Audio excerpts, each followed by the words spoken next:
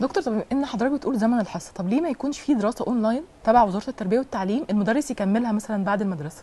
في المدارس ولا في الجامعات؟ لا، في المدارس او الجامعات. ابتدى دلوقتي يشتغلوا على نظام الساعات المعتمده والاونلاين احيانا. التعليم الاونلاين لجأنا له من ايام 2018، ايام كورونا.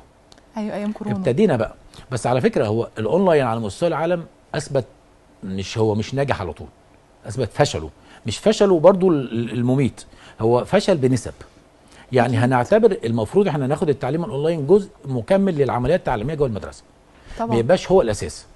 لان التعليم انا بقول ان هو يكون مكمل للعمليات التعليميه جوه المدارس. بس عشان نعمله ده لازم يبقى في عندنا شبكه نت كويسه جدا موجود في المدارس كلها، وده مش متوفر طبعا. وده عايز ميزانيه ضخمه جدا على وزاره التربيه والتعليم، صعب يتنافس دلوقتي. لكن هو يبقى جزء من العمليات التعليميه، وهو على فكره موجود في بعض المدارس، بس في بعض المدارس حاليا شبكه الانترنت بقت كويسه، يعني في مصر دلوقتي ال5G. لا، طب ما هو مش المشكله في ال5G ولا ال4G، لا، المشكله هل النت ده واصل لكل الاماكن ولا لا؟ اكيد طبعا. يعني في نجوع، في كفور، في قرى ما فيهاش. في الصعيد كتير جدا ما فيهوش نت اساسا يعني.